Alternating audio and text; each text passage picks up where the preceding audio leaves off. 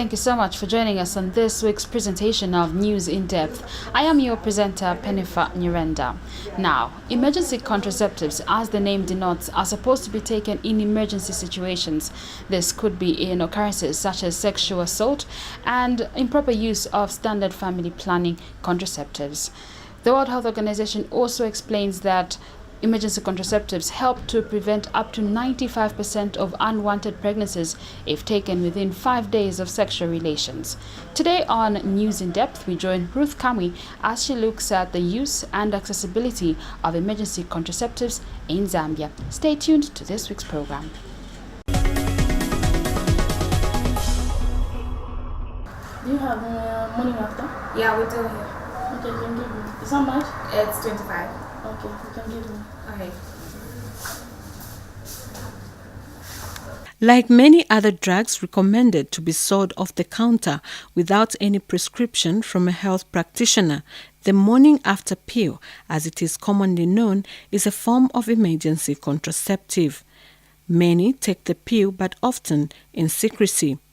Perhaps it is because the majority of the consumers are young people and often unmarried. And the reasons for the stigma are not far-fetched.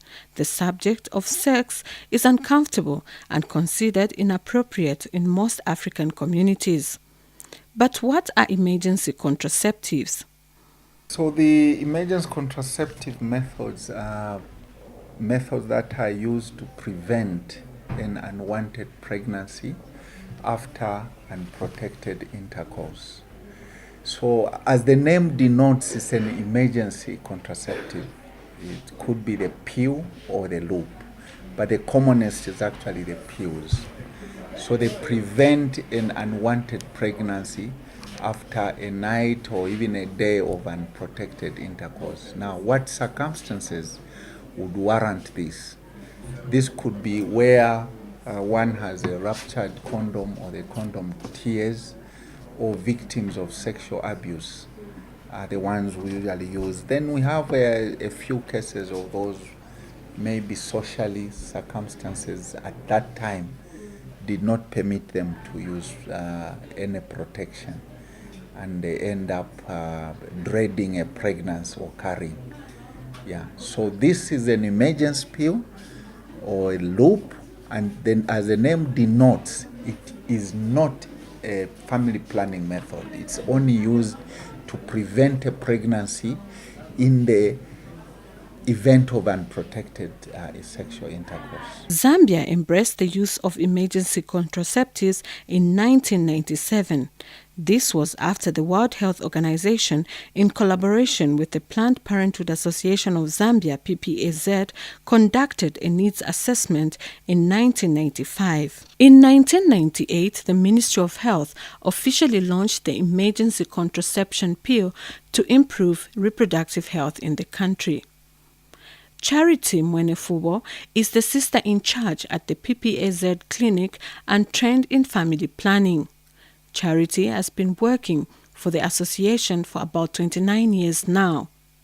Charity shares with me that over the years, the number of people accessing emergency contraceptives has increased. She's, however, quick to note that even though the drug is readily available at the clinic, young people still prefer to buy it from the drugstores. Yes, we've had, and those usually they don't go to the clinic, they prefer buying from the chemist. And they only come to the clinic or they come to our center when they have now a problem. And when you ask them, you find that that person will tell you that I depend upon emergency contraceptive, or I've been taking emergency contraceptives for about 2 years, so which may, and during that time, when she comes at our clinic, now she has a problem or a complaint that she needs now the information, or she needs the help from the doctor, because she's now experiencing a problem which needs the doctor's advice. The side effects are there, these are hormones, they are hormones, and the side effects are there. The common side effects the women come with are, one, some women they complain of nausea, the women they complain of vomiting, especially within the 6 to 12 hours. The PPAZ clinic is situated in Rhodes Park, and near it there are several learning institutions. One of them is the Evelyn Horn College of Applied Arts and Commerce. I caught up with a third-year student at the Evelyn Horn College. I call her Judith because she did not want her identity revealed. Judith shared her experience with using one of the emergency contraceptives the morning after pill. Well, it's only with the menstrues. At times they are prolonged, at times they are shortened, and other times they come unexpected. It's just with that. Those are the only effects that I have seen. Would you encourage the next person to use emergency contraceptives for purposes of preventing a pregnancy? Definitely, I would encourage that because they are safe. Yes, and as a medical personnel, actually I'm doing something to do with medicine. As a medical personnel, I would encourage that. It has nothing to do with like damaging of the womb, fertility and all that. No, it has nothing to do with that. Let me get a little bit intimate. How often have you used emergency contraceptives, and where do you access them from? Oh, like I can't count the number of times that I've used them, but I don't use them twice a month, and I don't use them frequently. Yes, and access from the pharmacists. Her friend, who I call Martha, says with the morning after pill, she plays it safe. I haven't used them much, so I've not had that much of experience, but it did prevent me from, unwanted pregnancy. Yeah, so it's really a good deal, especially for students. It helps us to not to worry about what will happen next. Am I going to be pregnant or not? So it's just free stress. With such revelations, one may easily conclude that the morning after pill emergency contraceptive is popular among young people. When it comes to the use of contraceptives, whether emergency or any other contraceptive, it is a personal choice. Young people are having sex, young people need information, young people need access to services that are going to help them make informed choices. So giving young people information on access, giving young people information on where they can get certain services does not necessarily translate into young people involving themselves in what many might call immoral or illicit acts. It is information given. What one decides to do with that information is a personal decision. At this pharmacy in Lusaka's Matero Township, Kasuba Kabangila, a pharmacist explains that the morning after pill is one of the drugs that makes a quick sale. He notes that on average 17 packets of the pill are sold out per day. Each packet costs 25 kwacha. I would say it's being bought on a daily basis, especially after weekends, Friday, Saturday, people always want to buy contraceptives. From 15 till 22, even as far as 25 for the girls, but for the guys and men, it doesn't really matter. Even the people who are over 30, they come here asking for contraceptives. Because men really know how these things work, and people who are indulging in sexual activities, they come or they are sent by their girlfriends to come and buy these things here. On the streets of Matero Township, knowledge about emergency contraception is scanty. Oftentimes, emergency contraceptives are confused with the standard family planning pills. And in Matero, the perception is not different. Nima gula mja mkemesti mukwa tikagura tiamba chekuumwa ucha. Stima gura titenda clinic tima gura 10 kwacha mudras mkemesti. Nima gula yatu? Nima gula kaja kapiu kaja. Kapiu ka set plant. Betty Nawa has heard about the morning after pill, but she too confuses the drug with the family planning pills. Morning after pill unalishi bakali uruchero palya nga wabuka. Wenekera wachitachani wamoko kapiu kamozi. Taso ebalalemba palya ti safe plan. Nakapepa uko kabakalya uruchero wabika ku bed. Nishi wakala kuna morning after pill. Dr. Swebi Macha explains the various types of emergency contraceptives and how they are used. So we have the one which is taken one-off. It has higher levels of the hormone. This one is called dipregidina. It just has higher levels of levonorgestrel. So this one is taken one-off. But what we usually advise, it should be taken soon after the act. You don't need to delay. Once you know that maybe the condom tore, or maybe there is an event which has prevented those people from avoiding a pregnancy, it has to be taken within the shortest possible time. It's more effective the sooner it's taken. So this is the one-off pill. Then the commonest we see on the market are those like Postino or Today or the morning after pill. Yeah, so we have this one which is actually, there are 2 tablets. It comes as 2 tablets. And how are they taken? One is taken immediately after the act. Then 12 hours later, the second pill is taken. Yeah, so this is the commonest. That's where we find the common names like the morning after, Today, Postino. Yeah, this is the same. It's taken as such. Then those people who don't have the tablets that are actually designed for emergency pill, they are able even to use the ordinary family planning pill. Like we have the Oracon F. This is the Oracon F, and this one is microgynon. We prefer microgynon.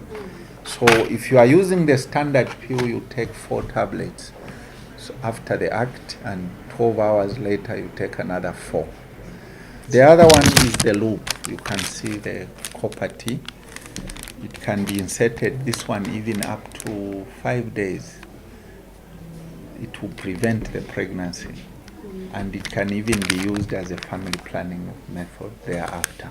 The World Health Organization indicates that emergency contraceptives can prevent up to 95% of unwanted pregnancies. In 2017, Zambia recorded 1,400,000 women using modern methods of contraception. This is according to the Family Planning 2020 tracker. 370,000 unintended pregnancies were prevented. However, there is no data to show how many women access emergency contraceptives in Zambia.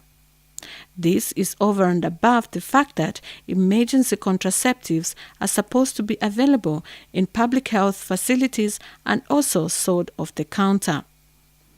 The closest I could get to compiling data on how many women use emergency contraceptives is by using figures from the University Teaching Hospital that at least 2 sexual assault victims are administered with emergency contraceptives from the emergency gynecology ward on a daily basis. This means that over a period of 30 days, at least 60 women would have used emergency contraceptives, and in a year, approximately 730 women have used the method at the UTH alone.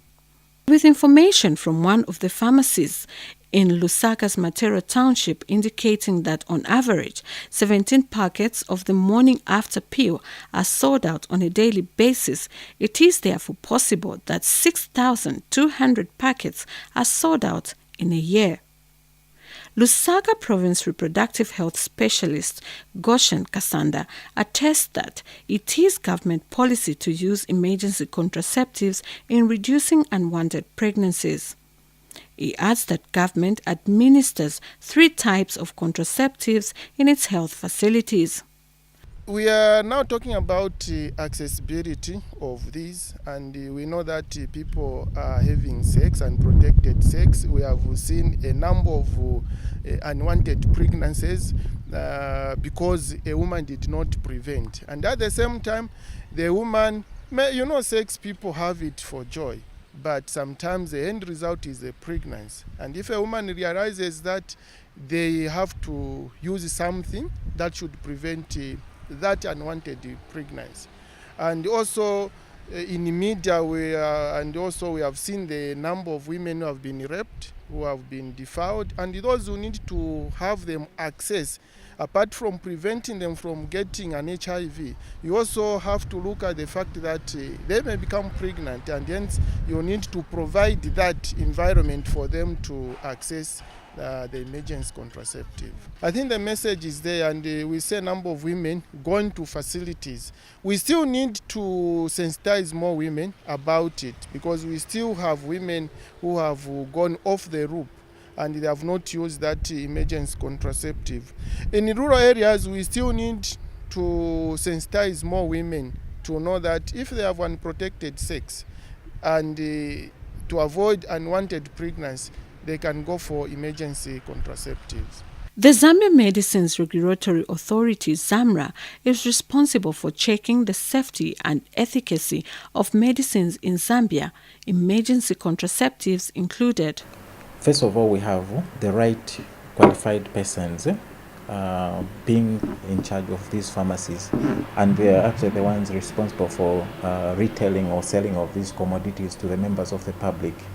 Because we know is that every pharmacist has a professional mandate to serve the public to the best of their knowledge. There's an ethical obligation also they carry with them. It's not just about selling these commodities. So we trust that they're actually doing the correct thing, but also through the inspections that I mentioned, we undertake certain audits. And when we look at maybe certain statistics and so on from the premise, or sometimes we also make use of informers who would tell us if there's something that is happening which is not okay, and through that we're able to make follow-ups, investigate further, and correct the situation if there's something that is happening which is wrong.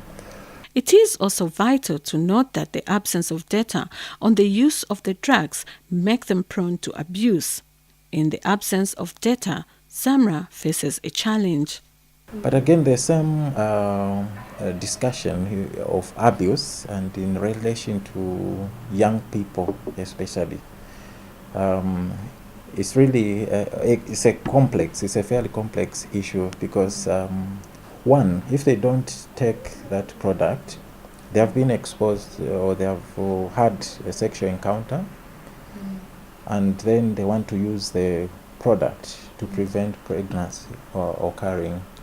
So in case of them falling pregnant, so the likely consequences also could be just as much as the misuse. The onus is really on the public, the leaders in churches, and also even the teachers to really take sex education to another level, just to ensure that the young people are given as much information as possible to make correct decisions. That aside, there are many misconceptions surrounding emergency contraceptives. One of them is that they cause infertility. Elizabeth Wesley, the director for the International Consortium for Emergency Contraception, clears up the misconceptions about emergency contraceptives. There can be some misunderstanding that emergency contraception might actually cause a very early pregnancy loss, but that's not the case. It actually prevents pregnancy, and it cannot interfere with the pregnancy. So if a woman is already pregnant, when she takes it, there is no harm to the pregnancy. So we have great data, and that family planning actually protects fertility, because it can slow down the ovulation or stop the ovulation, and it actually protects fertility. So there might be some delay after using a family planning method before a woman will become fertile again, or she may become fertile immediately within 1 week, depending on the method. So family planning methods, modern family planning is extremely safe. And we do have good data also that it also can protect against some kinds of cancer. For instance, ovarian cancer, which is a very lethal form of cancer. Actually, the rate is lower for women who've been using hormonal contraceptive methods. So I think overall while we hear there's a lot of fear around contraceptive side effects and long-term effects, I think the message that we feel very confident giving women is that contraception is safe, it's very well tested, it's very well studied.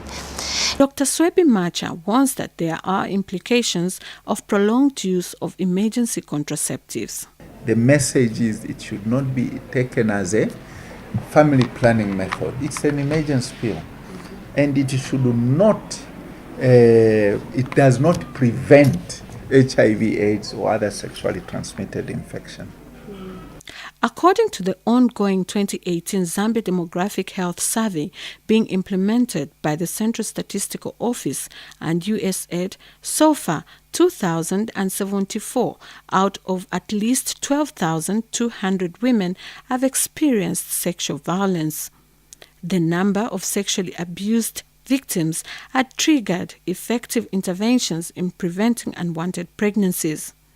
Government, through the Ministry of Health and cooperating partners, has trained 800 police officers in the administration of post-exposure prophylaxis and emergency contraceptives. Victim Support Unit Administrative Assistant Achaje Magai says police officers are the first point of call for sexual assault victims in most cases, hence the need to train them. In the multidisciplinary guidelines, there's a provision of a PAPE to would-be sexual abused victims, so that before they get to the hospital, they can be given a starter pack of 3 days, and so that they continue and have the food treatment at the hospital. Because sometimes you find that the distance from the police to the hospital, the nearest hospital, may be very far, and people would not manage to go to the hospital within maybe 72 hours as the provision of PEP is supposed to be. Otherwise, it has been positive because, like I said earlier on, sometimes the distance between the hospital and the police or where the victims are staying or from the date of incidents may be long. Most people would not report naturally because of the stigma associated with being raped or defiled. They'd rather keep quiet.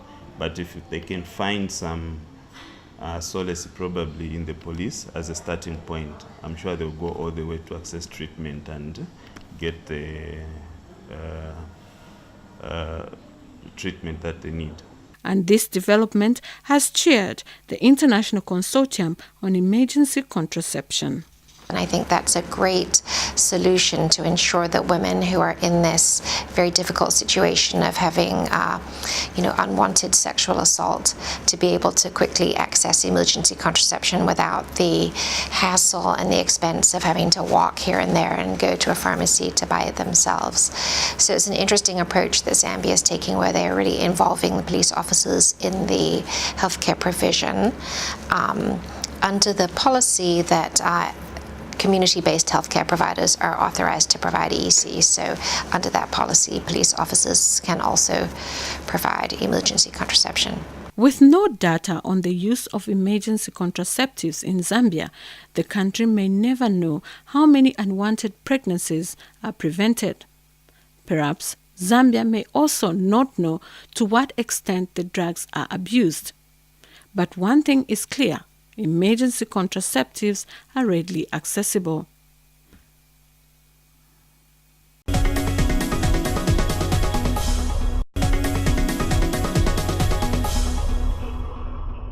Well, that's all we had lined up for you on this week's program, where Ruth Kamwi was looking at the use and accessibility of emergency contraceptives in Zambia. We do hope that the program was informative. Next week, we'll be joining Effie Mpande as she looks at one of the leading causes of maternal mortality, and that is a program that you should definitely look forward to. This is Penny Nyirenda saying goodbye, and do join us next week at the very same time.